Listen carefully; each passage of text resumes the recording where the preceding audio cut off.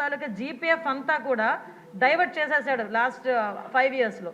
దానికి కోర్టుకి వెళితే టెక్నికల్గా ఏం చెప్పారంటే అన్ఎక్స్పెక్టెడ్గా వెళ్ళిపోయింది, డబ్బులు మాకు సంబంధం లేకుండా వెళ్ళిపోయిందని ఆన్సర్ కూడా గవర్నమెంట్ నుంచి కోర్టుకి వెళ్ళిన పరిస్థితి కూడా మనం చూస్తూ ఉంటే సిగ్గుపడాలి ఈరోజు.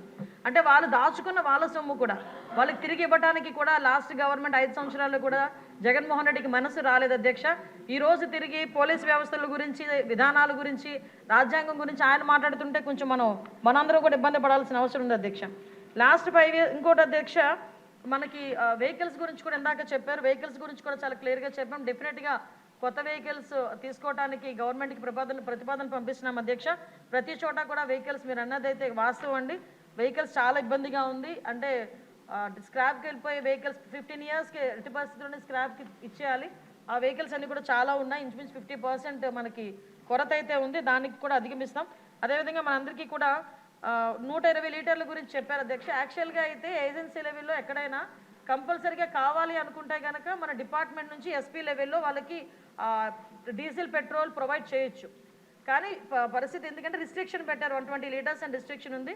దాన్ని ఈరోజు ఒక 300 లీటర్స్ వరకు కూడా రిస్ట్రిక్షన్ని పెంచే క్రమంలో ముందుకెళ్తున్నాం అధ్యక్ష. అదేవిధంగా ఇప్పుడు మీరు అడిగారు అధ్యక్ష, మనకి ఏపీఎస్పీ నుంచి ఏఆర్కి వెళ్ళేదానికి కన్వర్షన్ లిస్ట్ కూడా రెడీగా ఉంది అధ్యక్ష. దీనికి అతి తొందరలోనే వాళ్ళందరికీ కూడా ఏపీఎస్పీ నుంచి ఏఆర్కి పంపించే ఏర్పాటు కూడా జరుగుతుంది.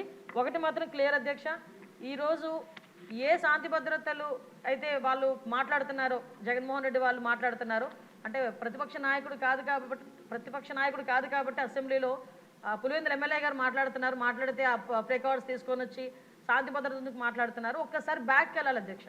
శాంతి భద్రతల విషయంలో శాంతి భద్రతలను కాపాడుకోవడానికి అసలు పోలీస్ డిపార్ట్మెంట్కి వాళ్ళు ఏం చేశారు ఈ రోజుకి కూడా చాలా క్లియర్గా చెప్తున్నాం అధ్యక్ష. పోలీస్ డిపార్ట్మెంట్ని రాజకీయ అవసరాల గురించి కాకుండా ప్రజల భద్రత గురించి, శాంతి భద్రతల విషయంలోని కూడా మేము ముందుంటామని మనస్ఫూర్తిగా మీ అందరికీ కూడా తెలియజేసుకుంటున్నాను అధ్యక్ష.